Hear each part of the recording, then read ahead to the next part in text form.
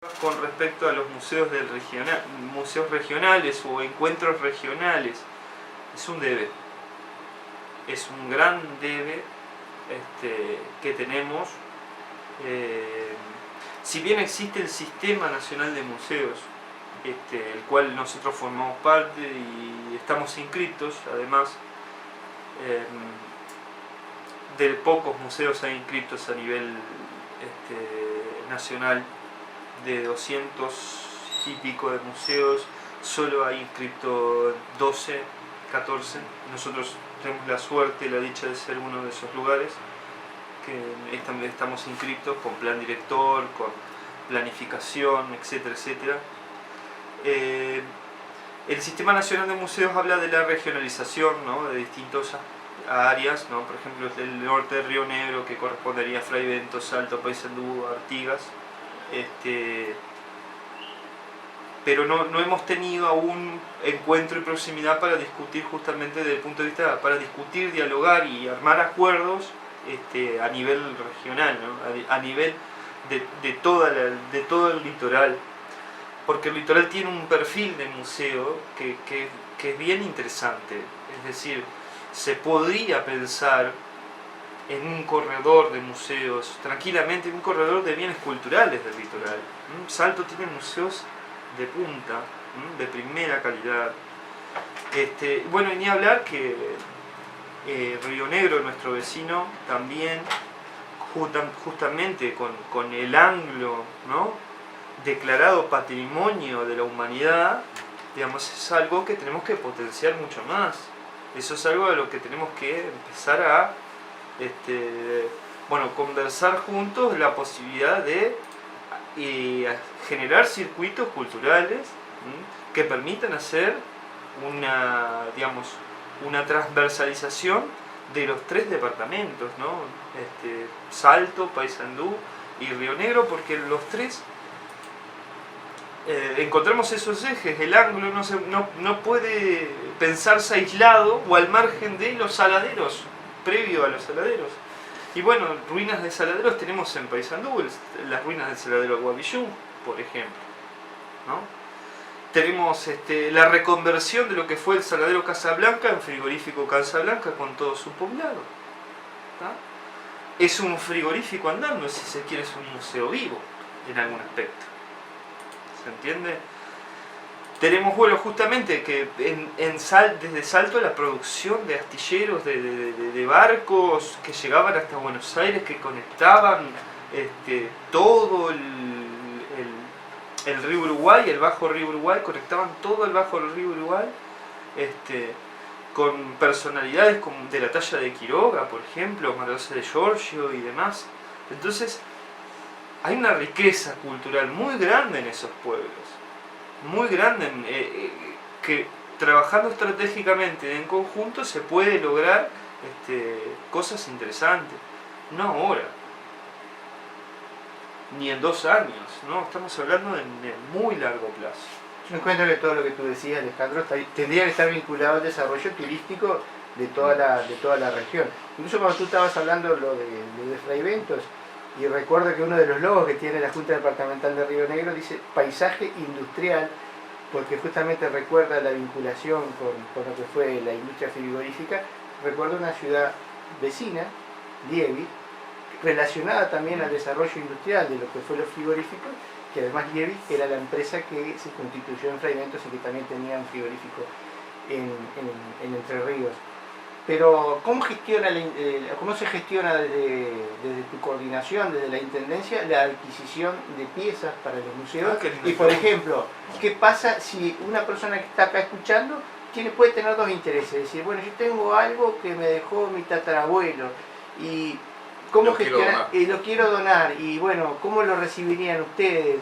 Y por otro lado, que capaz sería más interesante que alguien diga, yo acá en mi pueblo quiero hacer un museo. Quiero juntar las cosas de la zona. Hay gente con esas ideas. Y hay muchos museos privados, en Paysandú los hay, digo, porque mencionamos los públicos, pero también hay gente que tiene ese afán de recoger cosas, construir cómo forman parte de la historia y después en algún momento lo exhibe. Entonces, lo que te decía Alejandro al principio, cómo gestiona la parte de museos de Paysandú, lo que es la adquisición de las piezas y esas situaciones, personas que quieran arrimarle algo o personas que quieran... Si ustedes me lo permiten, antes cumplimos con los amigos anunciantes, pero en base a lo que decía Marcelo también, hay otra idea bien interesante y que yo creo que Marcelo en algún momento la abordó, no recuerdo bien, pero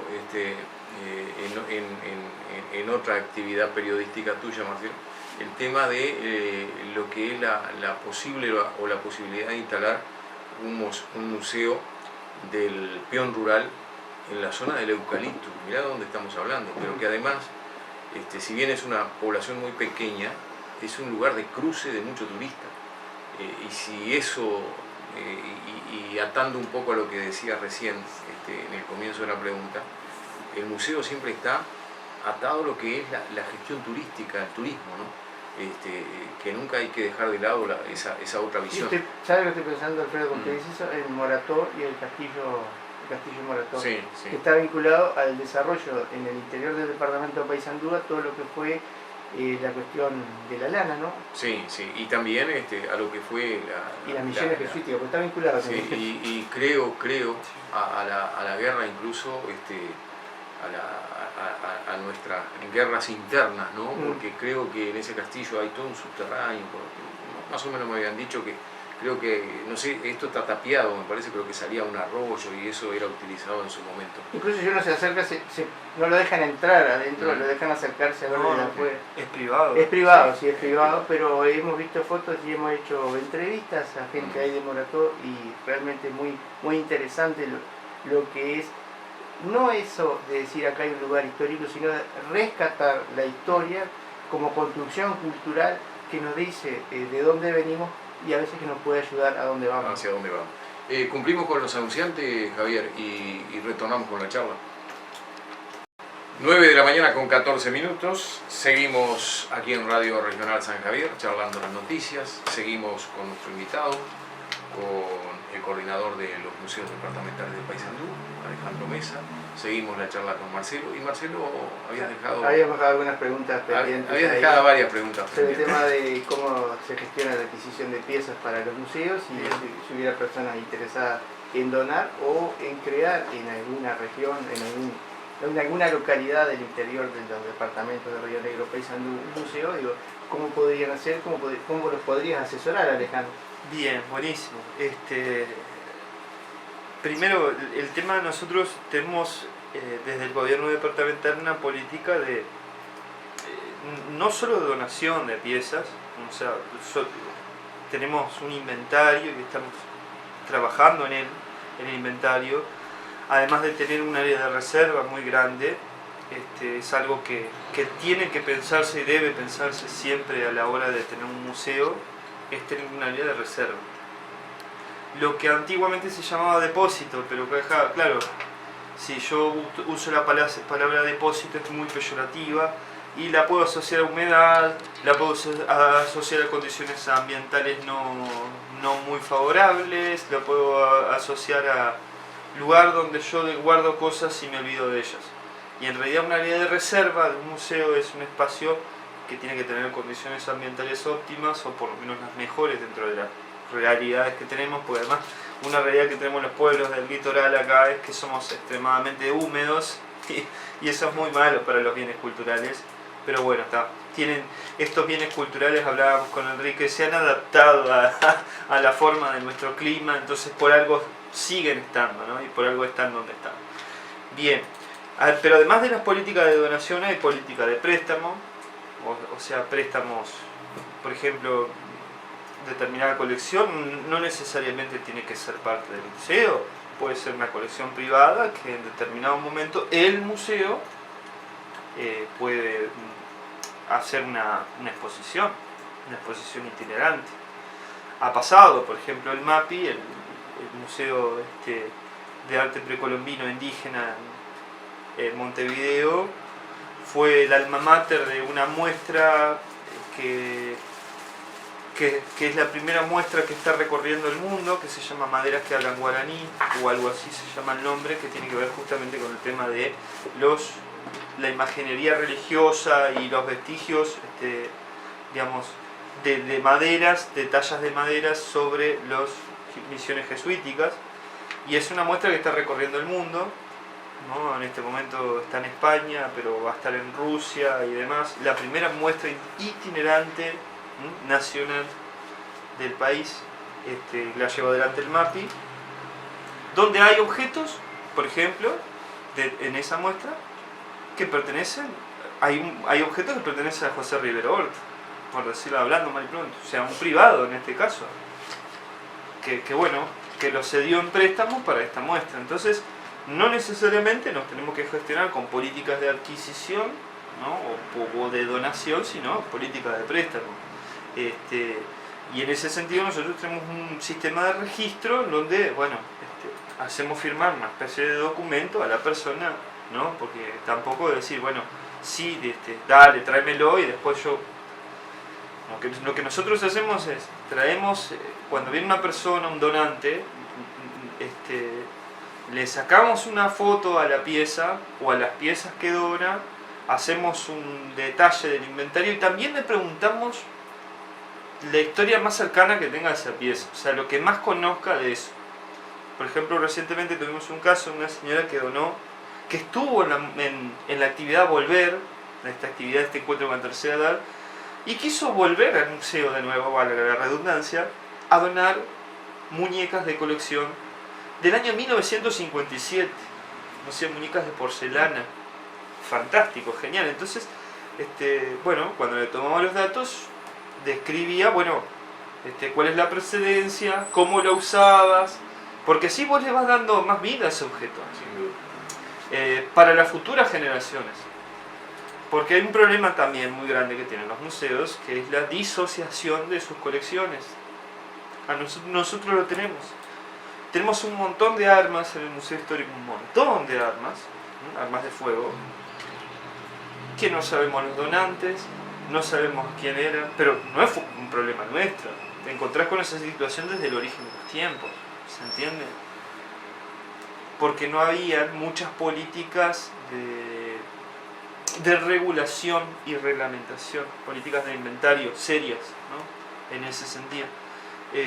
Por eso hay mucha disociación, hay piezas que no sabemos de dónde vienen. Lo mismo pasa con los coleccionistas, con los amantes de las piedras, lo que llamamos los restos arqueológicos, que dicen, mirá, una punta de flecha, la levantan del suelo y se la llevan. Después nos olvidamos de dónde la encontramos.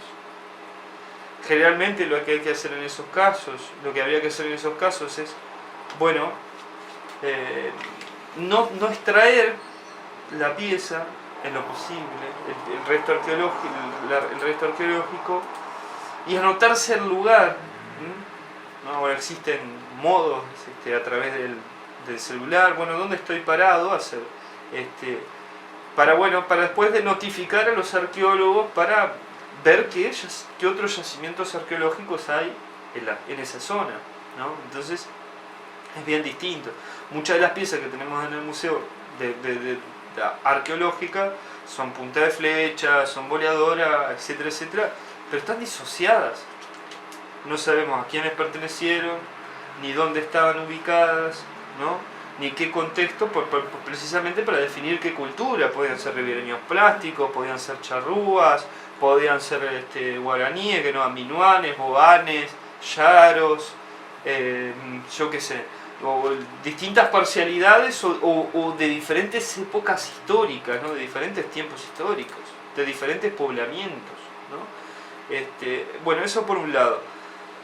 Por otro lado, el tema de la posibilidad de que, digamos, las localidades armen sus museos, bienaventurado, por supuesto, es genial que pueda suceder eso y que van a tener nuestro asesoramiento.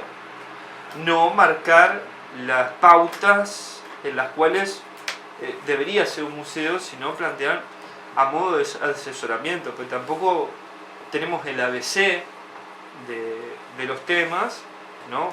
De museo, y hay algo que nosotros siempre sostenemos, deben ser las localidades las que despierten ese interés por el museo y vayan ellas mismas construyendo su propio perfil de museo, ¿no? Es decir, hay colecciones privadas, pero también la palabra museo es una palabra, desde el punto de vista de la legislación vigente, que es la ley del 2012, es una palabra muy pesada.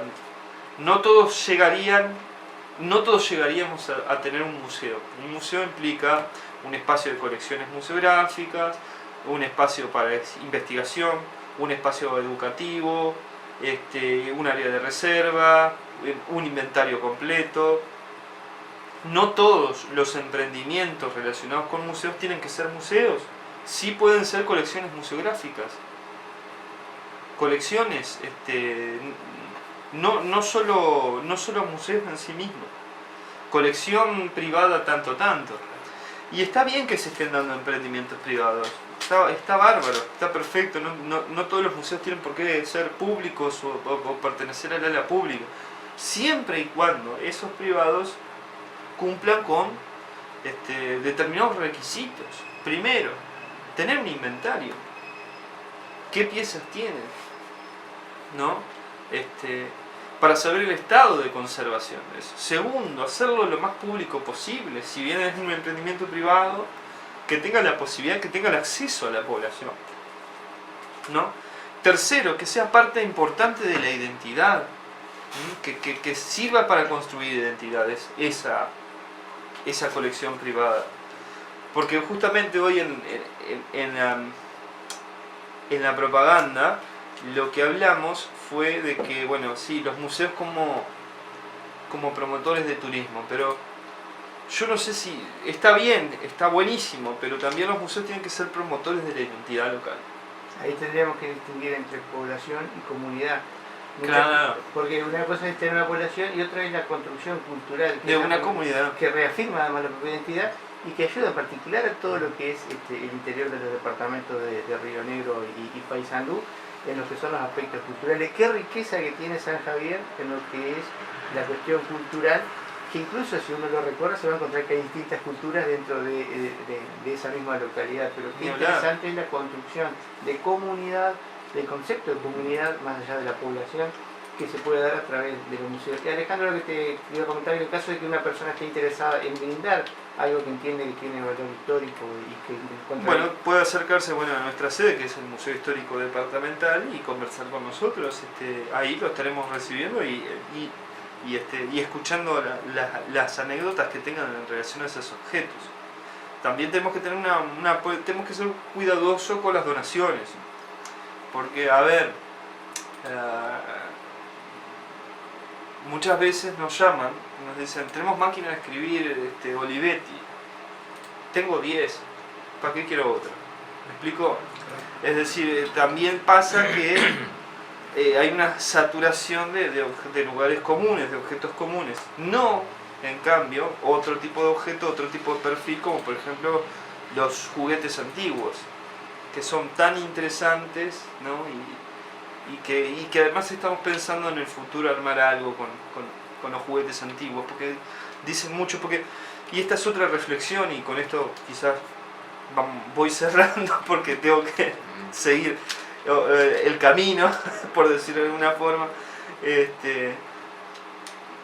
pero hay algo que tiene que ser muy importante de los museos, además de definir identidad, los museos, y por esto lo relacioné con el juguete, ¿no? Viendo cómo juegan nuestros jóvenes hoy, ¿no? Cómo interaccionan con el mundo nuestros adolescentes, ¿no? Que parece que solo existiera el celular y la computadora. Es interesante que los museos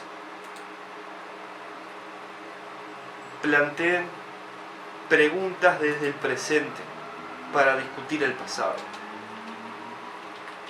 ¿Esto qué quiere decir? Si el día de mañana nosotros hacemos una muestra relacionada con el juguete, que sirva a estos jóvenes para dialogar con ellos mismos y decir, mirá, así, antes jugaban así y ahora nosotros interactuamos así, de esta forma. Los museos también, y en este caso los museos históricos, tienen la posibilidad de plantearse preguntas desde el presente, para discutir el presente. No sé si para saber a dónde vamos, no sé si tanto, pero la historia por lo menos nos sirve para discutir el presente, para discutirlo y ponerlo en tela de juicio, o decir, no, esto está buenísimo, este es el sumum de la civilización, esto era lo que queríamos. ¿Se entiende? Entonces, para nosotros es importante también tener presente que las preguntas que formulemos al pasado tengan que ver con los problemas que tenemos hoy en el presente. Porque eso despierta en los públicos también cosas. Por eso no tenemos que pensar solo en museos turísticos. Interesante, el museo como espacio de debate. ¿No? Ni Porque hablar. digo, Ni hablar. un juguete antiguo donde una persona reconoce que jugó con ese juguete que compartió con sus hermanos. Mira. Y a su vez los niños que A nosotros nos pasa que, por ejemplo, ¿no? Hay determinadas... una lavadora a vapor, ¿no? una heladera que una lavadora. Claro, ¿dónde está el enchufe? Decía, lo primero que dicen los niños es ¿dónde está el enchufe? Porque, claro, estamos tan acostumbrados a ver el mundo en este enclave civilizatorio, ¿no? Es decir, ya los niños van a nacer creyendo que siempre existieron las tablets. ¿Se entiende? Cuando nosotros usábamos el cassette de cinta, para rebobinarlo agarramos el lapicero y lo hacíamos mover para atrás. Y las generaciones anteriores conocían el disco de pasta. Y la radio era el elemento de comunicación por excelencia. Era el elemento masificador. La radio era el elemento masificador, ¿no? Y bueno, todo eso ya parece parte del pasado, pero qué interesante volver a traerlo para discutirlo, para hacer que sea un elemento de debate, un elemento donde el encuentro permita problematizar cosas. Para nosotros hay una dimensión política también en los museos, claro que sí, que tiene que ver con la reflexión ciudadana, sobre los distintos temas. Entonces, los museos históricos, por ejemplo, el perfil que nosotros manejamos, tienen que hacerse preguntas desde el presente, desde las problemáticas del presente, ¿no? Sería interesante mostrar una colección de juguetes, ¿no? Por ejemplo, para problematizar cómo juegan los niños hoy. Que ha cambiado radicalmente, ¿no? Sí, ha cambiado radicalmente y además yo creo que ahí pasamos al tema de los museos, lo lúdico y la educación, terrible tema, ¿no? Para hablar del tema de la educación y el quiebre de la identidad cultural que se tiene a través de lo lúdico. Pero bueno, eso será tema para otra conversación. Otra oportunidad. Lo vamos a dejar en libertad, Alejandro. Además, la charla, realmente muy interesante la charla, Alejandro. La verdad que de esas entrevistas que uno rescata un montón de cosas y que le deja un montón de enseñanza. Por ahora voy a no, Alfredo, le traigo los invitados. La verdad que sí. No, muchas gracias por la invitación. Y la radio tiene esto, ¿no? Te permite explayarte mucho más de lo que del tiempo tirano que tiene la televisión. Sí, ¿no? lo que hoy decía Alejandro, ¿no? El hecho, y esto específicamente con el tema radio, ha cambiado una enormidad la radio. Los otros días yo le comentaba a Javier, que es muy joven, yo hace muchos años que estoy en radio y me tocó empezar como locutor operador. Yo recordaba, nosotros trabajamos antes y la otra vez hicimos una charla acá con Sergio Peraza, recordando los primeros tiempos de Sergio, más o menos tenemos la misma edad, y al igual que los primeros tiempos míos en radio, ¿no? Antes se trabajaba con los discos de pasta, pero no solamente se trabajaba con los discos de pasta para emitir música, sino que la publicidad que venía grabada, venían discos de pastas y venían en otra velocidad, en 75 o en 45. Entonces tenías que, mientras estabas pasando un aviso que a veces lo tenías leído en un bibliorato que lo tenías acá, estabas leyendo el aviso con esta mano en uno de los tocadiscos y con esta otra en la otra, y acá sabías que tenías la publicidad, entonces tenías que ir sacando, mientras estabas leyendo el aviso, ponías el otro aviso que venía grabado, le dabas salida en la consola, y acá estabas buscando el tema, que había que hacerlo con la púa, y era todo a cálculo, ¿no? Entonces con el oído, a ver, está justito, era un trabajo, hoy por hoy está todo dentro de una computadora. Pero no crea, mire que todavía en Paysandú tenemos una radio que trabaja con cassette. ¿Ah, sí? Sí, y que le ha costado, porque los operadores son personas mayores, y le ha costado el cambio a la nueva tecnología. No quiere decir que la radio salga mal, pero tiene todavía ese funcionamiento con el cassette. Claro, pero eso es lo que decía Alejandro, ¿no? Los contrastes que hay hoy. Y esos contrastes se dan y se muestran claramente precisamente en los museos. Porque van chicos que no vieron eso. Y ahí está lo principal y lo importante de la persona que esté en ese lugar y que pueda explicar, no, mira, esto antes se hacía así. Fantástico y realmente emotivo, porque realmente, digo, ahí te das cuenta cómo, digamos, tampoco subestimemos a las nuevas generaciones. No hagamos eso. No es culpa de ellos. No, pero además no podemos entrar en aquella disputa de tiempo pasado fue mejor. No, y además esa nostalgia que es espantosa. Claro. Es espantosa y nos hace muchísimo mal a nosotros, claro, como ciudadanos. Pero pensemos que, digamos, la forma de interacción social que tienen los jóvenes hoy y la realidad,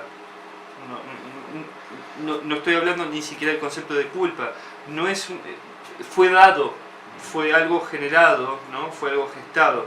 Entonces, digamos, un museo es un espacio contracultural también. Es un espacio que discute la propia cultura de uno.